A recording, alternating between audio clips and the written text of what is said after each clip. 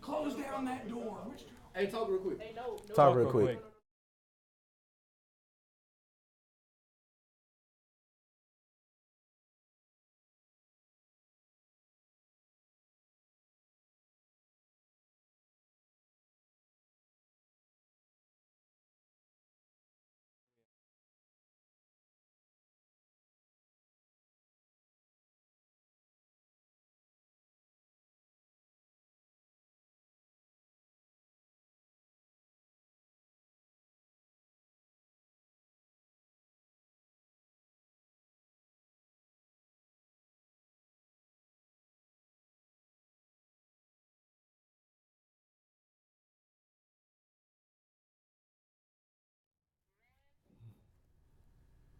Coming up next on this spooky edition of NSEN, we have an exclusive interview with Swain event co-host Charlie Burris to discuss all things Vols. Plus, college hoops is right around the corner. Stay tuned to see how the MTSU Blue Raiders will be looking this season. And the high school football playoffs start this Friday. Our reporters will bring you all of the Rutherford County action. All those stories and more. NSEN starts, boo, right now.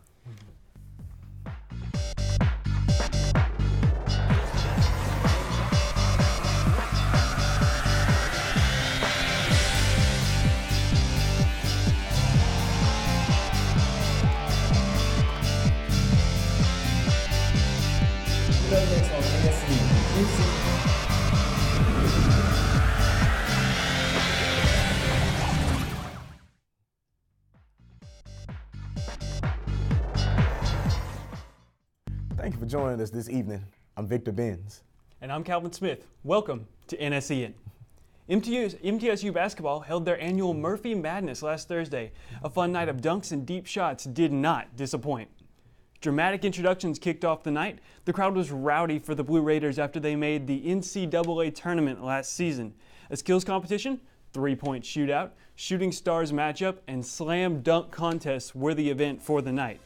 In the three-point shootout, senior Giddy Potts shot the lights out, going 18 for 25, which was good for 72%, Vic. 72%. The dunk contest included the night's action. Junior Antoine Johnson threw down an emphatic reverse windmill to win the showdown and conclude the night. And the Conference USA coaches selected the MTSU Lady Raiders women's basketball team as the preseason favorites to win the conference. Throughout Coach Rick Insel's 13 seasons here at Middle Tennessee, the Blue Raiders have been preseason favorites 10 times. That's dominance, Vic. Very much so. The Lady Raiders returned 4 starters from last year's 24-win squad that reached the third round of the WNIT last season. We can't forget about returning star Alex Johnson. She was picked as the Conference USA Preseason Player of the Year after last season when she averaged 20 points and 5 rebounds per game, Vic. The Lady Raiders proved themselves in their first scrimmage of the season against Tennessee Wesleyan on Sunday, winning in dominating fashion 89-34. What's most impressive about the win is how MTSU held Tennessee Wesleyan to just 1 of 14 shooting in the first half. That's dominating defense right there. The Lady Raiders go back to the hardwood Thursday against Trevecca at the Murphy Center.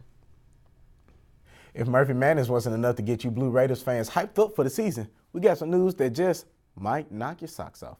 The preseason coaches and SID poll has the men's Blue Raider basketball team also number 1 in the Conference USA. They're followed by the UAB Blazers, who were voted in the 2nd spot. Louisiana Tech, Old Dominion, and UTEP round out the top 5, with rival Western Kentucky coming in at the 6th spot. CUSA runner-up Marshall Thundering Herd coming in at the 7th spot as they look to avenge MT this year after falling short in the conference title game last year. The top 10 concludes with Charlotte, coached by Mark Price, UTSA, and Southern Miss. Conference play will begin on December 30th against those UAB Blazers down in Birmingham. While the Blue Raiders have some familiar faces returning this season, the team has plenty of new talent ready to be put to the test. Younger guys such as freshman TJ Massenberg and Donovan Sim will be especially under a microscope this season, as we will be losing many players after this year due to graduation, such as Giddy Potts. Also new to the team, transfer senior from Memphis Nick King will be heavily looked upon to provide an impact on the glass, with us losing a lot of height with the departure of Reggie Upshaw. MTSU will open up exhibition this Thursday against Arkansas Fort Smith at the Murphy Center. And still ahead on NSEN, don't miss any of the high school football action before the playoffs start on Friday. Our reporters will bring you the updates you need. And stay tuned as NSEN college reporter Xavier Dupree breaks down the Blue Raiders matchup against the UTEP Miners. Stick around, friends.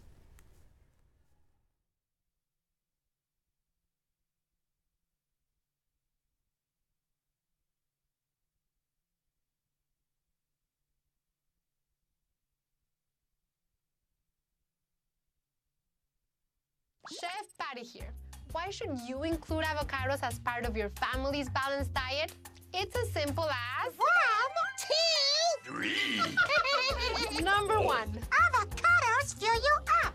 Avocados contain unsaturated fats, good fats your body needs to help with the absorption of key nutrients. Me hungry right now. Number 2. Avocados are good for you. Avocados are naturally cholesterol and sodium free, plus they contain nearly 20 vitamins and nutrients. Me need vitamins and nutrients, and number 3, avocado delicious. Try avocados in place of ingredients higher in saturated fat. Avocados taste great in sandwiches, salads, and even in baked goods like cookies. Avocado cookies. This match made in heaven.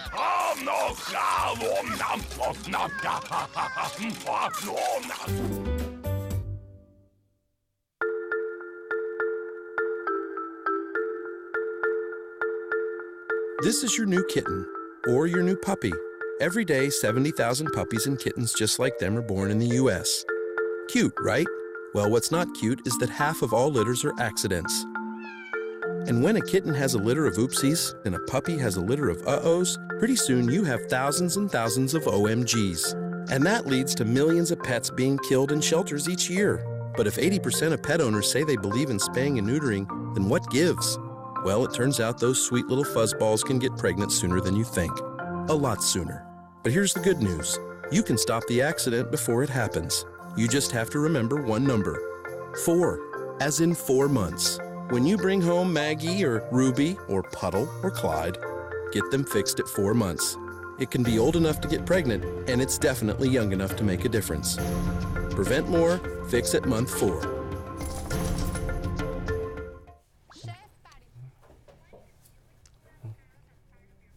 You know, Calvin, although MTSU's football team was on a bye week this week, it was still plenty of college action all around the country.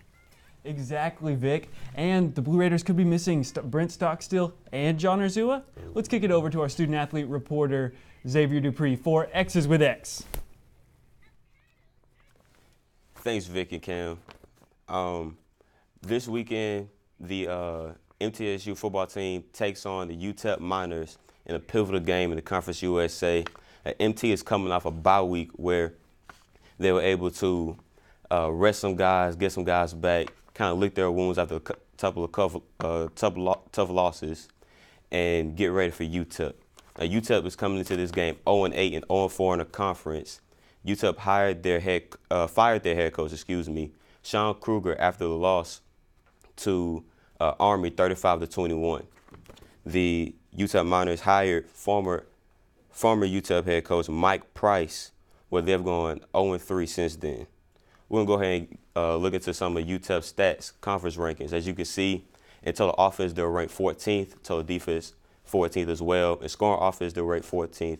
In scoring defense, they're ranked 13th.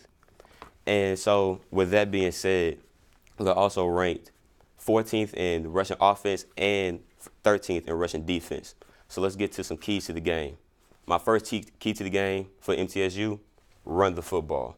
For MT, in their 3 wins this season, they've averaged 185 yards rushing. Running the ball takes the pressure off your quarterback, and it allows one-on-one coverage outside to your playmakers. Plays like this. So right here, we'll have a clip from MT versus Bowling Green.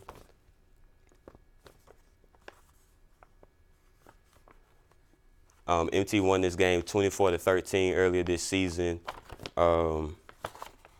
where they rushed for 273 yards. They had a big rushing game this year.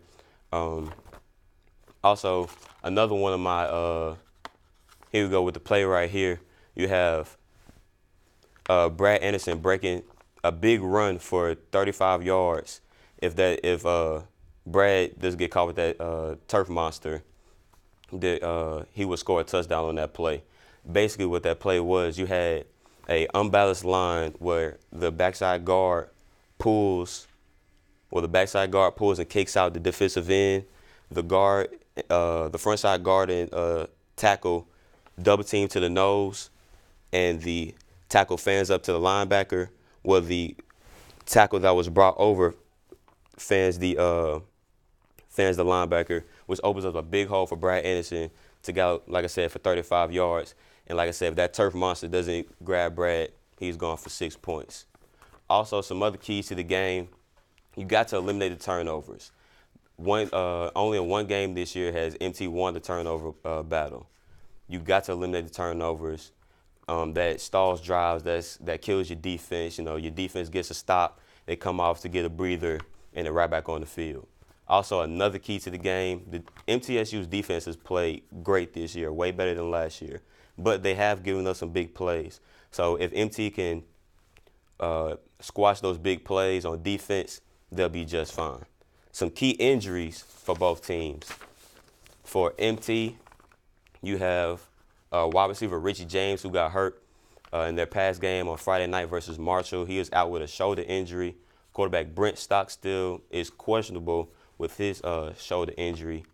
And John Orzura is also questionable with a concussion. So MT has a lot of questions this week. We'll see what happens. For UTEP, you have defensive lineman Christian Buckingham, who is questionable with an undisclosed injury. Also, you have quarterback Ryan Mitz, who is questionable with a shoulder, and running back Quadrez Wiley, who's questionable with a knee injury.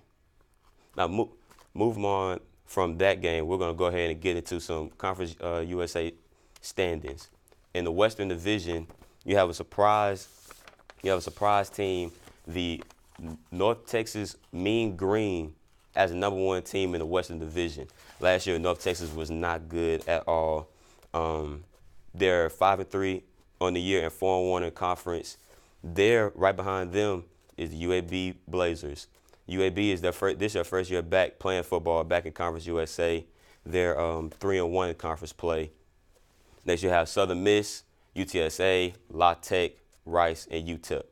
Now, North Texas is in the driver's seat for the Western Division, as they've already beaten UAB early this year, 46-43.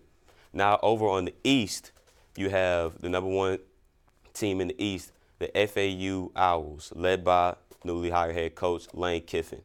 Following them is the Marshall Thunder and Herd, FIU, Western Kentucky, MTSU, Charlotte, and Old Dominion. Now, FAU and Marshall play this weekend in a pivotal matchup for first place in the East. Whoever wins this game will be in the driver's seat to play in that conference championship game on December 4th. And now we're going to go to Twitter and take some college football questions. The first one is from @Cam_AG. Can the Blue Raider football team turn their season around after this bye week? Cam, I think they can. Like I said, this bye week is heavily needed with a long fall camp, and you going 8 weeks into the season.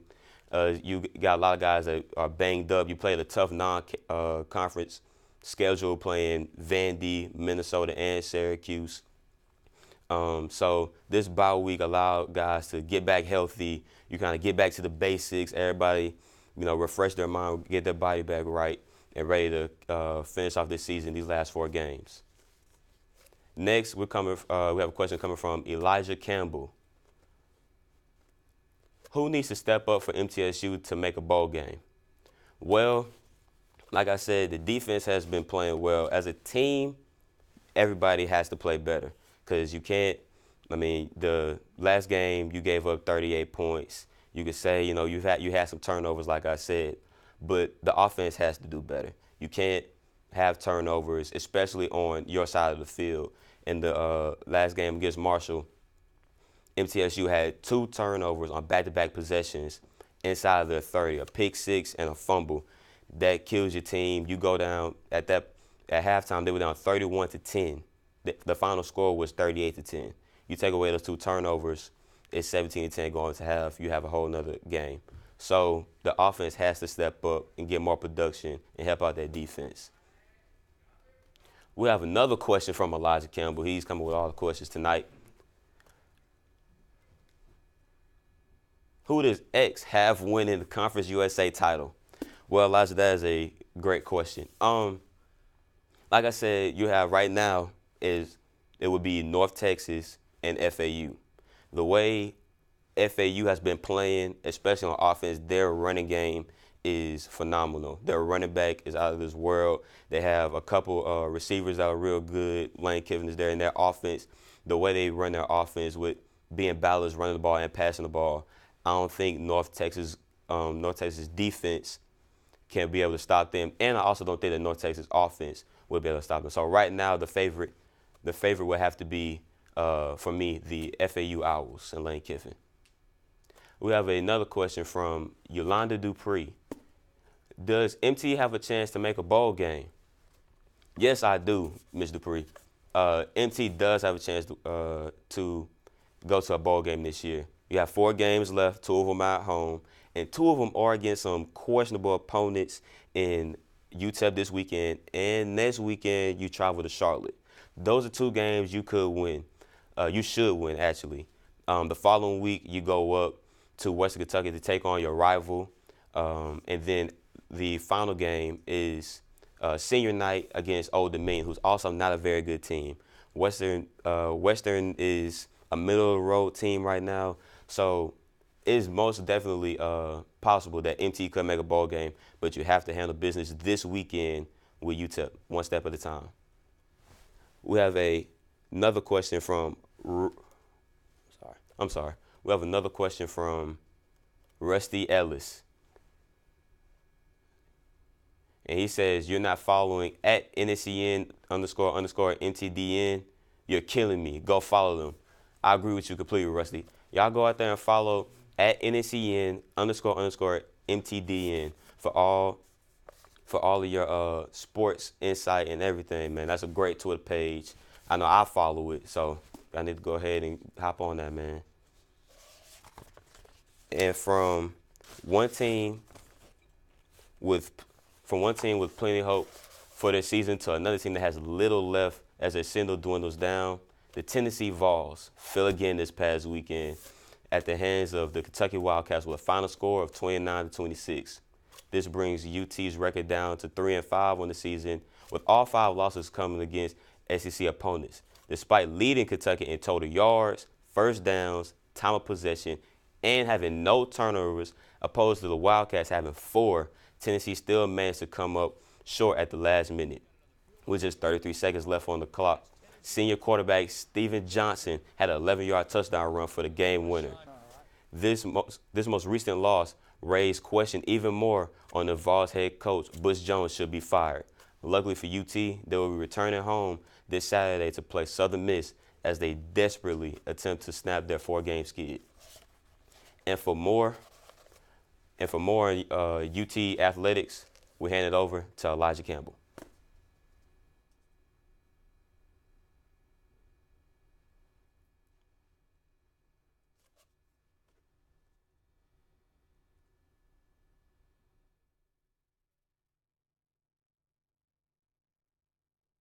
We apologize for definitely.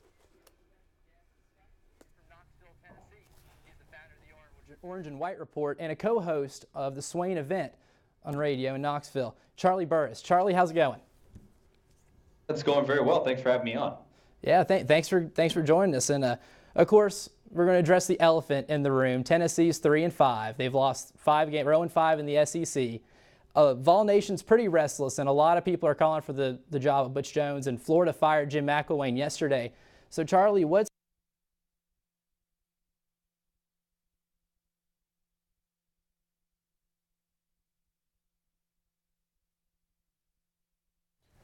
it looks like we're experiencing some technical difficulties, so we're actually going to take the break. So join us right here after the break.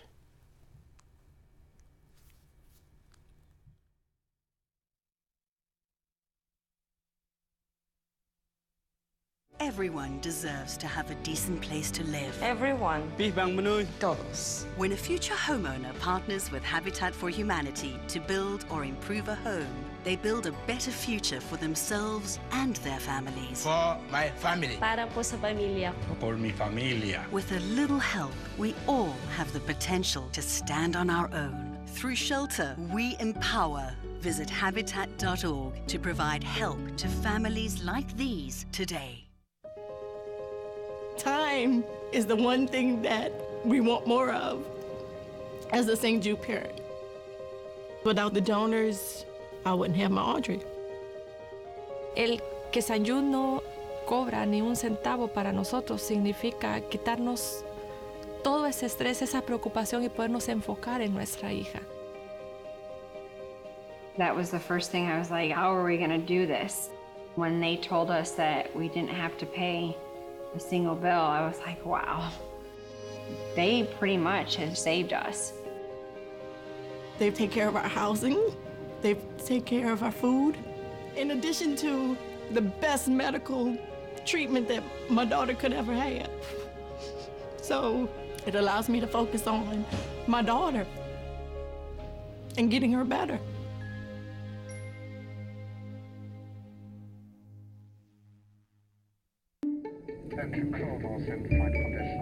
Your seat cushion can be used to grant wishes. Who said that? Hello? Really can, you know. You talking to me? Sure am. Because the airline miles you earn and donate to Make-A-Wish can help send thousands of kids on their wish trips. So donate to Make-A-Wish today. You really should, you know. You really should. And give wishes wings. Because wishes work wonders. Everyone deserves to have a decent place to live. Everyone. Todos. When a future homeowner partners with Habitat for Humanity to build or improve a home, they build a better future for themselves and their families. For my family. Para po sa pamilya ko. Por mi familia. With a little help, we all have the potential to stand on our own. Through shelter, we empower. Visit Habitat.org to provide help to families like these today. Time is the one thing that we want more of as a St. Jude parent. Without the donors, I wouldn't have my Audrey. El que St. Jude no cobra ni un centavo para nosotros significa quitarnos todo ese estrés, esa preocupación y podernos enfocar en nuestra hija. That was the first thing I was like, how are we going to do this? When they told us that we didn't have to pay a single bill, I was like, wow, they pretty much have saved us. They take care of our housing, they take care of our food, in addition to the best medical treatment that my daughter could ever have. So it allows me to focus on my daughter and getting her better.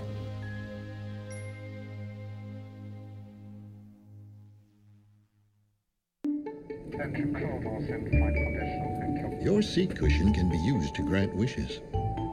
Who said that? Hello? Really can, you know. You talking to me? Sure am.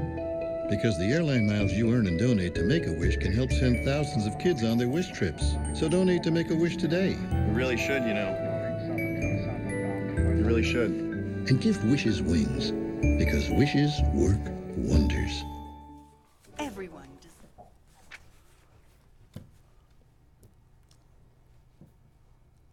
Welcome back to NSEN. I'm David James. And I'm Camden Gathright.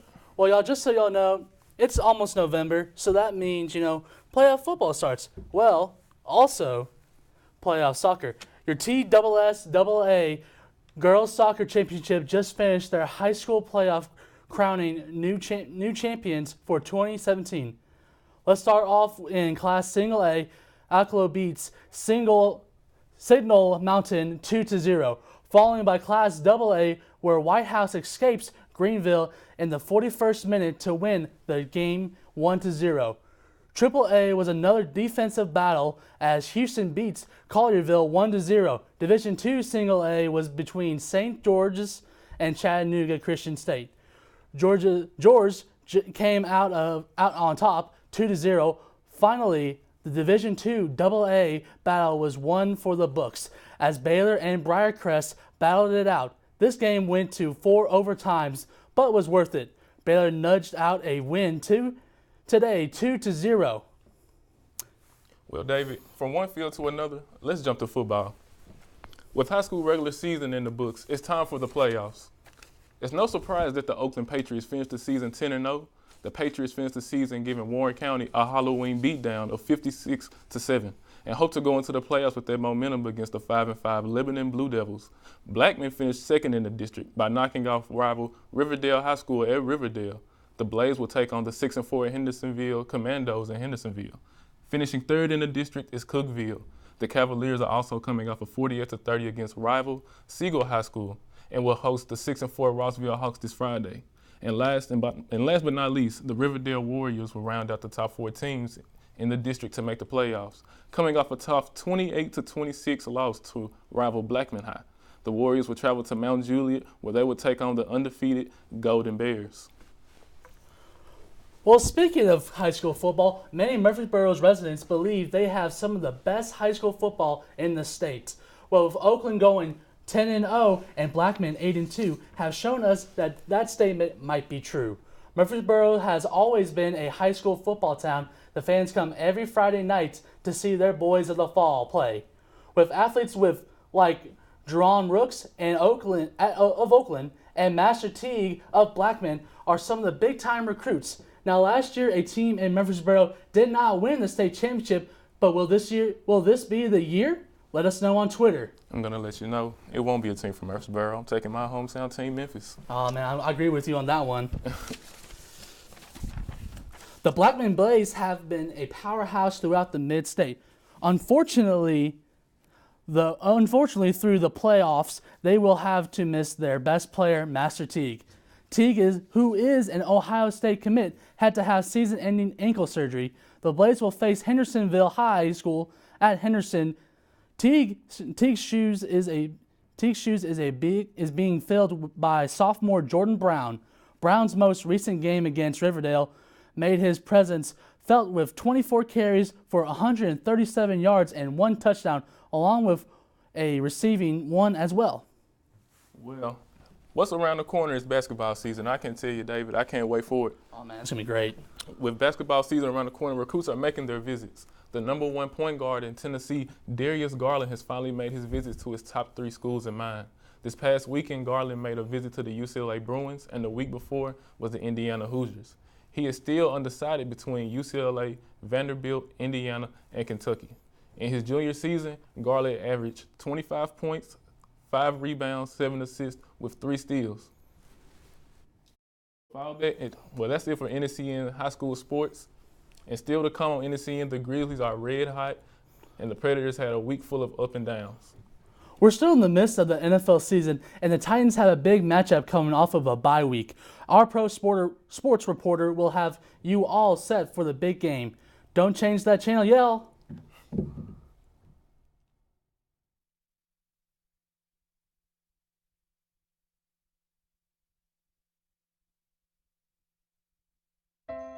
I never imagined this would be your first home.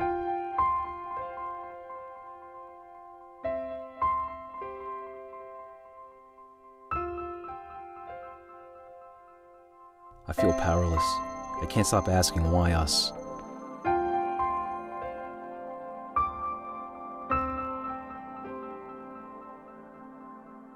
I just want to hug and kiss you and never let go.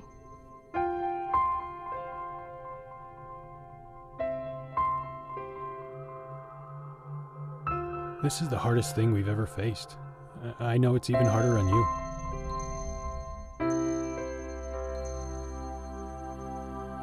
You are my little fighter. We're here with you.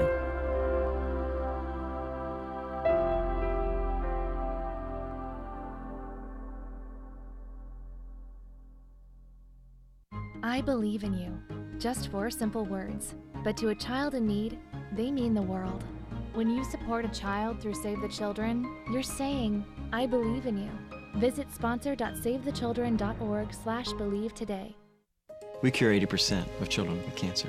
If you think about that, I mean, go back 50 years, we were curing 20 to 30%. This is the miracle story of modern medicine. There's one thing we're focused on here at St. Jude, and that's beating this thing.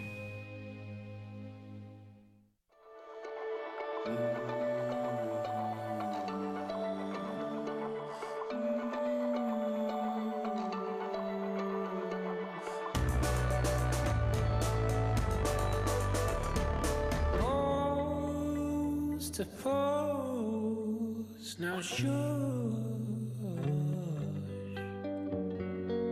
She makes the sun see, makes me deep in the North Sea. And welcome back to NSEN. I'm Calvin Smith. And we have our pro reporter, Kendrick Williams, coming up to talk about the Titans and Ravens game. Vic, what do you think of that? Titans and Ravens game, I think it'll be an interesting one coming off this bye week. Titans have a lot of rest, so it'll be interesting to see what they'll do with it. Kendrick, what do you think about this? Ravens versus Titans. The 4-3 first place Tennessee Titans will face off against the second place 4-4 Baltimore Ravens Sunday night. The Baltimore Ravens are coming off a shutout victory over the Miami Dolphins Thursday night, where they looked to take first place in the AFC North. Former Super Bowl champion Joe Flacco is questionable after suffering concussion against the Miami Dolphins. However, head coach John Harbaugh said there's a good chance Joe Flacco will play Sunday night against the Titans. Tennessee Titans tight end Delaney Walker is also sidelined with a bone bruise in his ankle and is also questionable to play Sunday night. That's all I have for your Titans report. Back to you guys at the desk. Thank you very much, Kendrick. Yes, so I think it'll be an interesting game this weekend, Calvin. I do too. With Corey Davis coming back, that's going to be a really good one. Mm-hmm. And talk about Marcus Mariota say he's finally 100%. I'd love to see him. But speaking of interesting games, let's go ahead and switch sports as we're going to cover NBA basketball. My Grizzlies over the weekend had an interesting couple of games as they took on the Houston Rockets down in Grind City. As you can see, the Grizzlies getting ready. They was in the away jerseys. That confused me, but hey, I got used to it. Starting off, James Harden goes in for the lefty lay-in. Next, we're going to actually take it straight to the third quarter where it turned into a three-point contest. Out to Ryan Anderson with the swish, but that's when Chandler Parsons said, you know what? I could do one better. Takes a couple steps back and knocks one down even farther. Chandler Parsons says, I like that. Let me try that again. Nope. You thought, Ryan. Drives it in for the easy dunk on the Rockets defense. Mike Conley loving it. The Memphis is loving it. I was loving it. Can't get enough of this Chandler Parsons. But we're going to kick it over to Ryan Anderson again for another three. My goodness, he was making them rain from downtown Memphis that night. But we're going to kick it down to Tyreek Evans as he goes in for the easy slam. Here in the fourth quarter, Mike Conley, he's loving it again. Got a lot of great work from the bench tonight. Mike Conley putting the defense on skates as he drives in for the right-handed lay-in the paint. And there's your play of the game right there as the Grizzlies took this one easily at a final score of 89-103. Parsons ended up having 24 points on the game, 9 for 11 from the field, and 6 for 8 from beyond the arc. It was a great game for Chandler. Finally got some production out of Chandler Parsons. What you think, Calvin? After signing that huge contract, it really is about time we saw something from Chandler Parsons. But it's great to see the Grizzlies off to such a good start this year, leading the Western Conference, if I'm not mistaken. Yes, they are. I think they're going to make waves in the league. But they actually took on another matchup last night in the Charlotte Hornets, again in the Grind City, a little homestand for Memphis. As you can see, Cardiac Kimber right there before the game. Mark Conley kicks it down to Marcus with the jam over Jeremy Lamb. Then we got Cardiac Kimber. Where you going, Dylan Brooks? Knockdown shot over him mid-range. That was actually Jeremy Lamb. Chandler Parsons again working the defense. Spin move on the defense. Goes in for the posterous dunk. Then we got Kemba Walker putting the moves on Chandler with the knockdown three, top of the key. Cardiac actually had a great game on the day. Then we got Tyreek Evans, who came up big there with the jelly. Then this next play, over into the right wing for the knockdown, nothing but net swish shot. Tyreek Evans actually had 19 points on the game, coming off the bench, I might add. Here, Kemba Walker with the steal and the lay-in, and tough traffic goes coast to coast right there.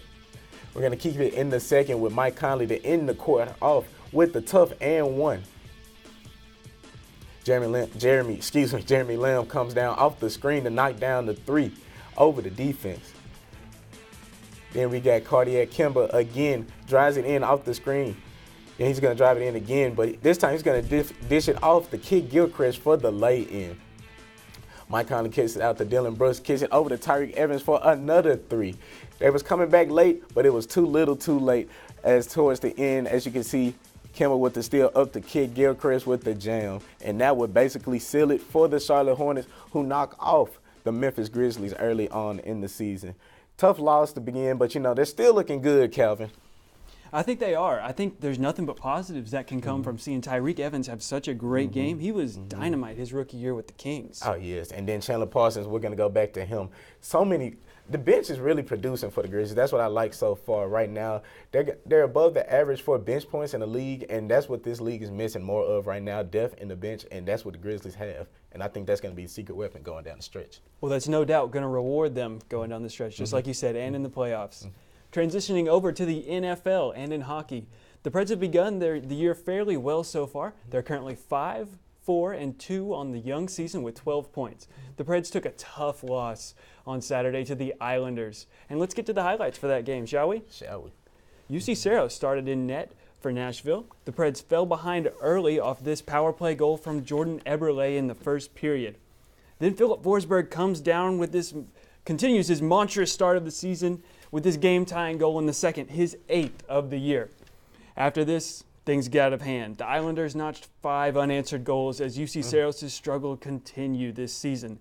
Islanders star John Tavares scored a hat trick in the third period alone. One period. Oh, my goodness. 3 goals.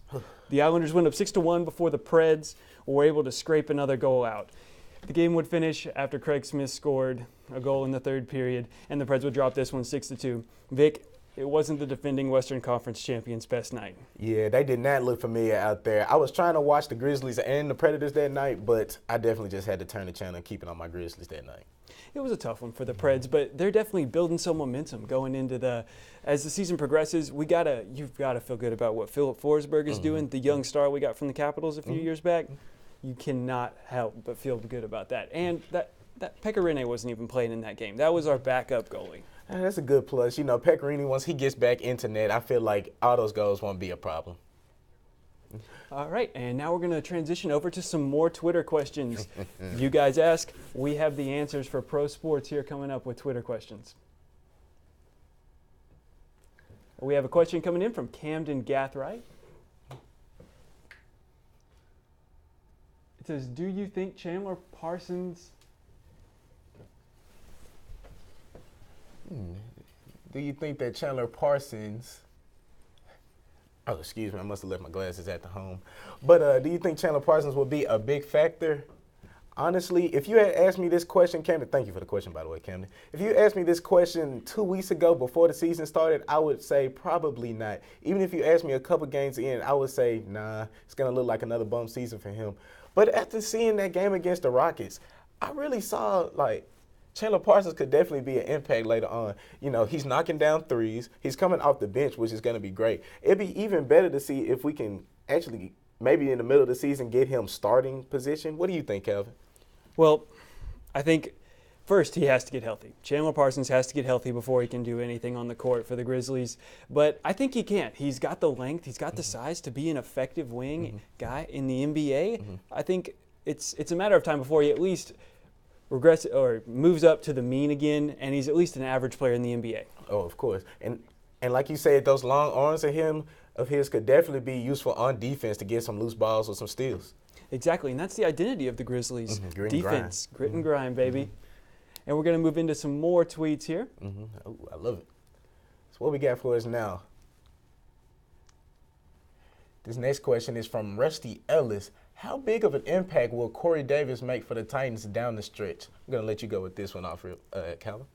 Corey Davis, I think this guy, Coming out of college, I wasn't sure what to think of him. He didn't run that 40. I was a little nervous. And then I think the Titans might have reached a little bit, taking him at 5. But in his first game, he proved with 6 catches for 69 yards, he proved he can be an NFL wide receiver and an effective one at that. I definitely agree. You know, Marcus Mariota, you know, he's a great quarterback, but he's definitely going to need some receivers to pass it to. And I think Corey Davis will be great down the stretch. Kendrick, what do you think about this? About Corey Davis, I definitely think he'll be a factor. I definitely think he'll have a big impact. And I definitely think that he would just be an X factor, you know? I have to say I agree with you, Kendrick. Like I said, this guy really does have the size, and we haven't really seen that speed on display yet. But he has the tools to be an NFL wide receiver. He may not be Julio Jones. No, definitely. But he can be a better version of Rashard Matthews. And is that what the Titans need? A better Rashard Matthews to be a true number 1 wide receiver? I think it's just going to get him to get used to the NFL just a tad bit more. But once he really gets the gist of it, I believe he'll definitely be a big factor. I totally agree with you. So we think Corey Davis definitely can be an impact player for the Titans. And we're going to move on to another tweet from you guys. You guys keep tweeting. We have the answers here. Keep bringing them. Keep bringing them. This one's coming in from Xavier Dupree.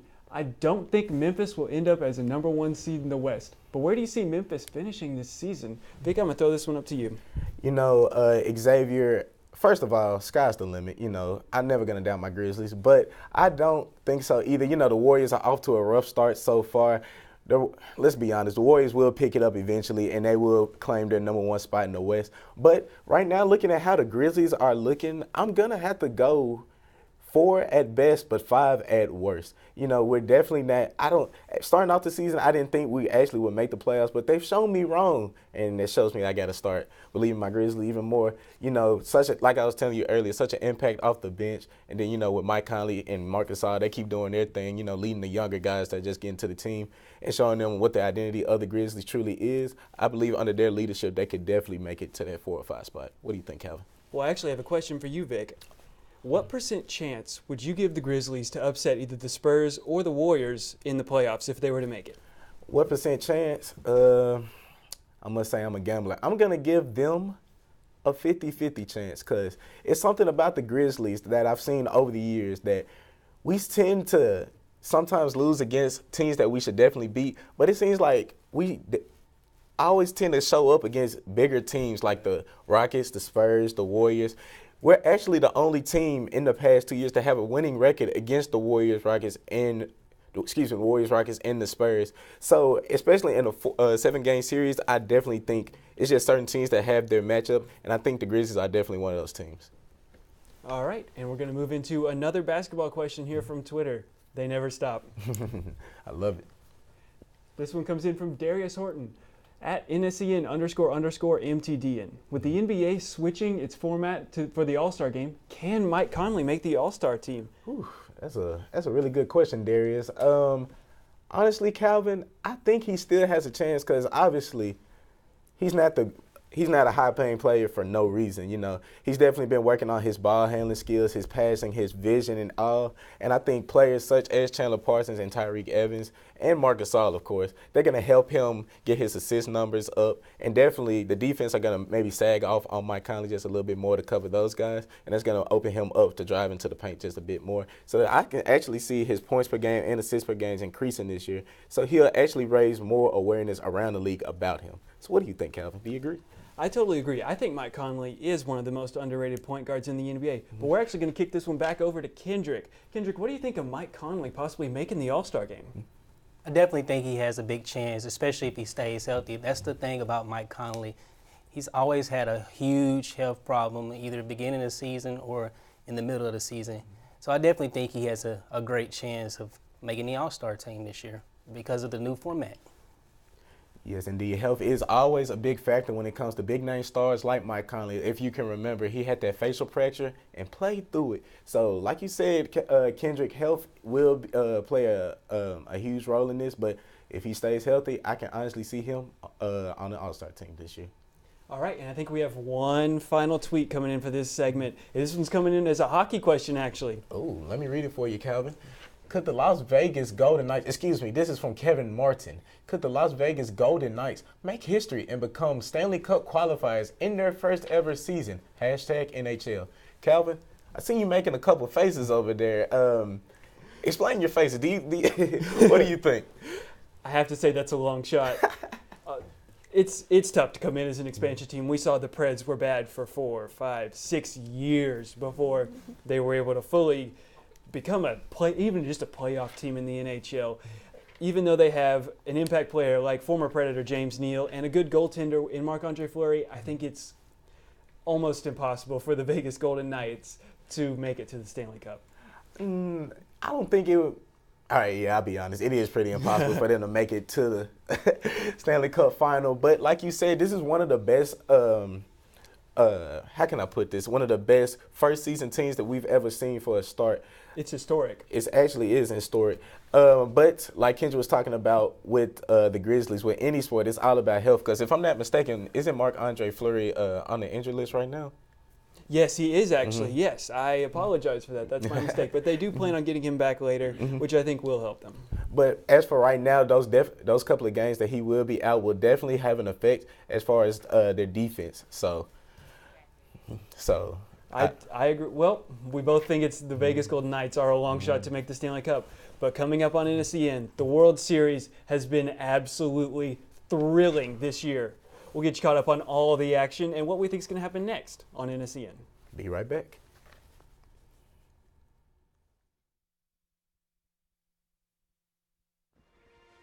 Your Marine Corps' way of life is to defend the American way of life.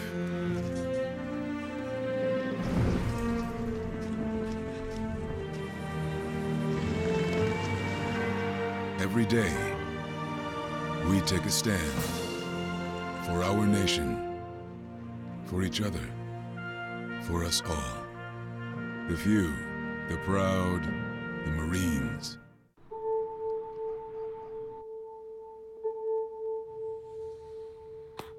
Idle hands.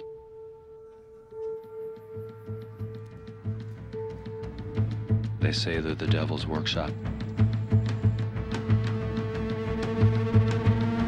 But give idle hands a place to go, a purpose, and they're capable of amazing things.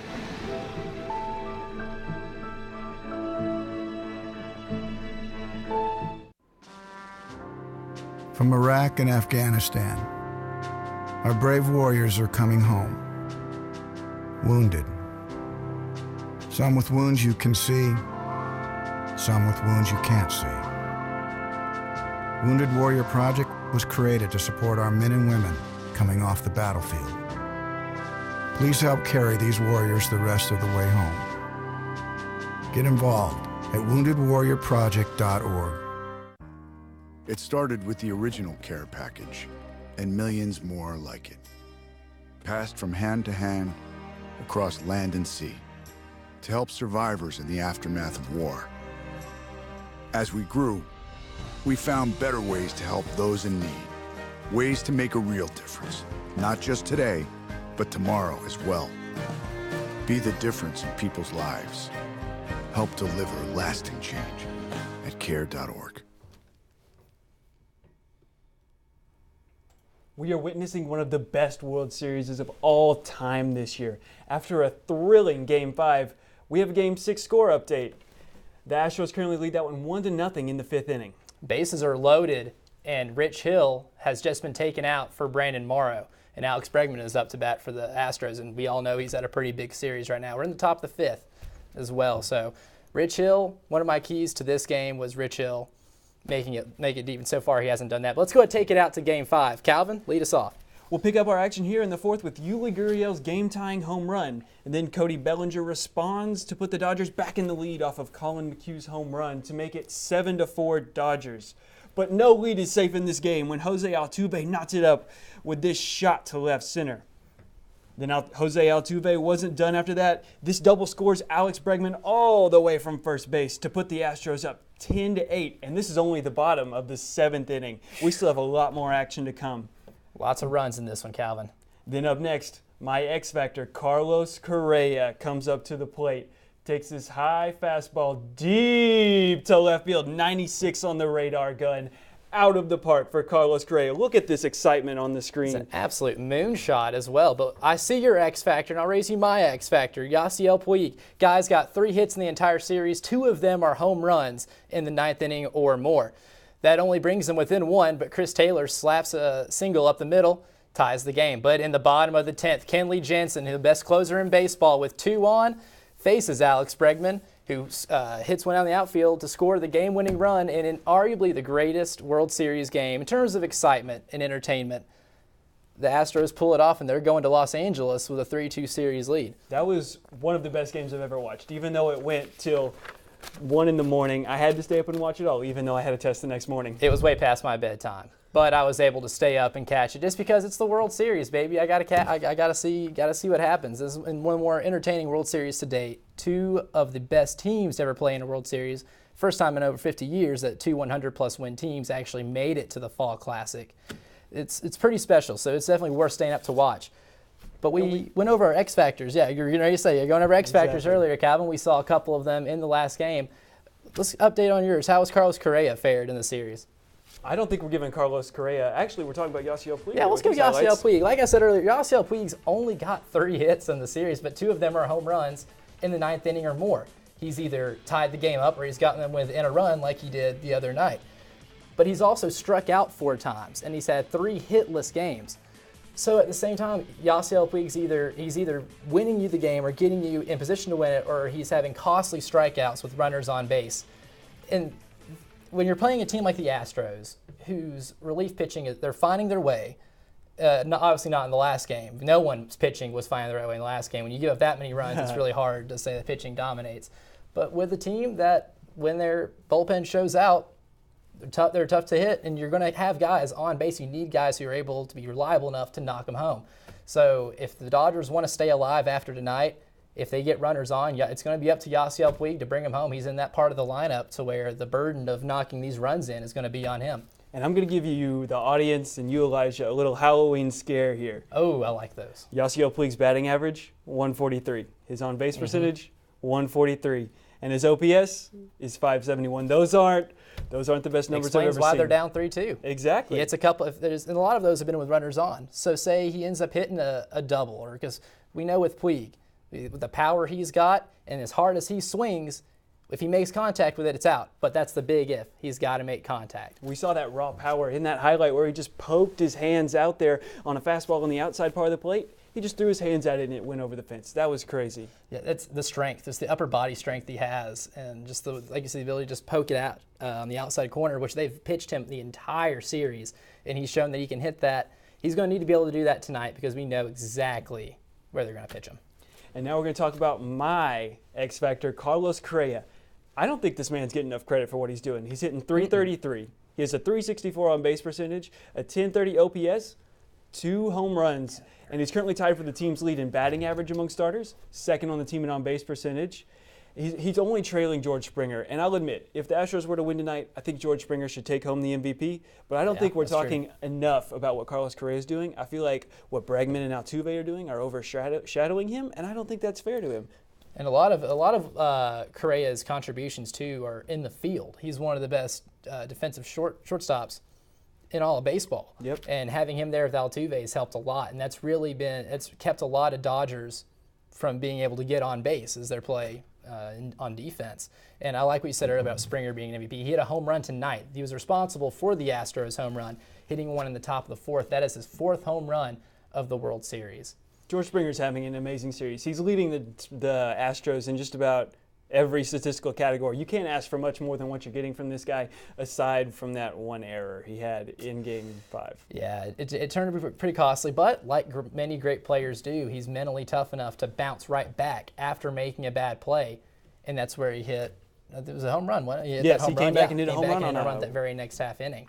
But in terms of looking forward in the series, Vegas odds have the Dodgers at plus 225. Yes. And that's even before tonight's game. If you're a degenerate gambler like myself, I would take that bet just because obviously anytime you get plus 225, those are odds that you could win you something. And the Dodgers can make this comeback. The fact that they're down 3-2 doesn't change the fact the series isn't over. Going into tonight, if Rich Hill was able to give you about 7 innings of work and strike out about 5 or 6 guys and not walk anybody, the Dodgers would have had a really great chance to win the game, because one of the biggest things that they've really blown in this series, Calvin, is Dave Roberts' management of the bullpen. Dave Roberts has used way too many arms. He hasn't had starters go past the 5th or 6th inning, and it comes down to, at certain points of this game, late in the game, where you maybe have 1 or 2 pitchers.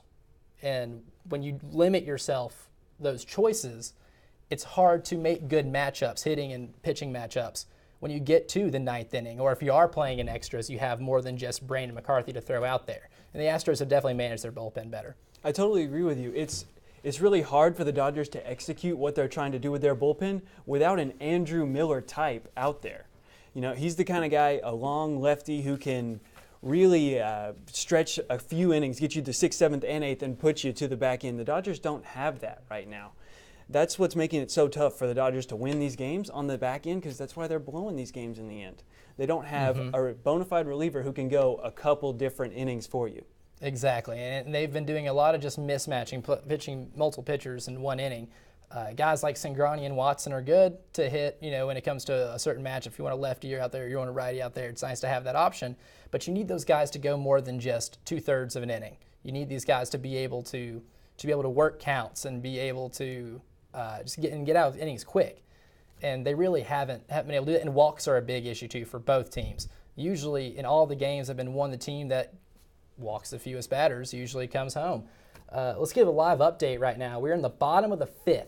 There are 2 outs, and looks like Logan Forsythe is up.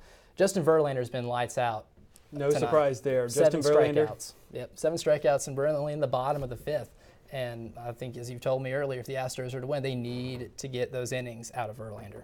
Exactly. So it looks like the Dodgers have their backs against the wall right now. What do you think they can do in this game to save their season and not have it end early? To me, the biggest key is going to be to run Justin Verlander's pitch count up. He's owning you right now. He's got 7 strikeouts, and we're not even done with 5 innings. What you need to do is make it to where Astros manager A.J. Finch has to really consider taking him out early, and that's by working the counts, make him no easy strikeouts, no three-pitch strikeouts. Make sure you're fouling balls off. You're being selective with your pitches. The more you can run that pitch count up, the more the Astros will be hesitant to keep Verlander out there. So you want to get into that bullpen quick, because as we know, the Dodgers have been able to hit the Houston bullpen pretty well. Both teams have been able to hit each other's bullpen pretty well. So if you can get to Verlander and get him to where he's not just mowing you down and you get that pitch count up, you're going to it makes it really tempting for A.J. Finch to pull the plug on him. I mean, you're right. The Dodgers really have hit the Astros bullpen, and we haven't even seen Francisco Liriano yet, the lefty. All right, I think we have some Twitter questions. More Twitter questions. More Twitter questions. This is awesome. Twitter is the greatest invention on the planet. Our first one is from the greatest teleprompter runner on the east of the Mississippi, Rusty Ellis. Rusty Ellis at NSEN__MTDN. Who is the World Series MVP? Calvin, I'll let you take this one first. George Springer. The guy's hit 3 home runs. 4 now. Yeah. 4? Oh, yeah. I'm out of date. I'm wrong here. Yeah. He's hit 4 home runs. He's hitting over 350. He's playing absolutely dynamite. I just don't see how he's not the MVP if they're able to take it home tonight. And the way the pitching's going, usually in lower scoring series, you have a pitcher or two that really makes the world difference. We don't have that in the series, but we have a lot of home runs, a lot of guys displaying power. And albeit being the error he had that almost cost him the last game, he turned it around and got the home run that put him up going into that next half inning in a crazy Game 5. I'd like to see Springer. I think he deserves it as well, especially considering he started off the series a little shaky. And as a leadoff hitter, he's done his job, and there really isn't many other factors. I mean, or there isn't really many other guys, I guess, that have stepped up beyond what's expected of them. Maybe Yuri Gurriel's had a great series. I don't think anyone's expected him to hit the ball like after he the has. whole Darvish controversy, though. I don't know. Exactly. About all that. Yeah, that was a little foul, if you will. But I think I'll go with Springer too. We have another question, this time from Vic Ross. Name sounds familiar. At NSEN__MTDN. If the Dodgers win tonight, will they have enough momentum to take the Game 7 as well? I'll go ahead and take this one, and I say absolutely. anytime you have a Game 7 at home, it is incredibly rare teams lose that game in professional series. And the way the Dodgers have played at Dodger Stadium all year, I have a hard time seeing them lose a Game 7 at home, especially if they're going to be able to get anything out of Kershaw. Now, Kershaw won't be available tonight because of the way he did pitch in Game 5. He was able to work his pitch count up a little bit, so he isn't available tonight for Game 6. But he could come out of the bullpen in Game 7 if need be. And what we discussed earlier is the Dodgers don't have the arms to take them in their bullpen multiple innings. Now, they can do matchup for matchup with guys like Cingrani, Watson, but it's a whole new ball game when Yu Darvish is starting to get hit a little bit in the fourth inning, and you can bring in Clayton Kershaw, who can give you 4 or 5 innings before you have to resort to Jansen. So I think if the Dodgers win tonight, they win the series. The momentum's huge, and the fact that you're able to bring in Kershaw is a huge X factor for that game as well. I got to tell you, I actually don't believe in momentum. I think there's nothing that actually backs that up. Statistically, over all the data analysis we've done in baseball, there's nothing to prove there's such thing as momentum in baseball. And I think we have one more tweet coming in. One more tweet coming in before we end the show. Yeah, I think do we have one more tweet? No? Yes, Yeah. we do. And this was coming from Vic Ross again. Between the Dodgers and the Astros, who has the better chance of getting back to the World Series? Ooh, I'd say Astros. They're a tad younger. I would say the Astros as well. And I think that's about all the time we have for you. I've had a great time, Calvin. I've had a great time too. My first time anchoring. Thank you, NSEN. And happy Halloween. Stay tuned for next Tuesday for more NSEN. Catch you on the flip-flop.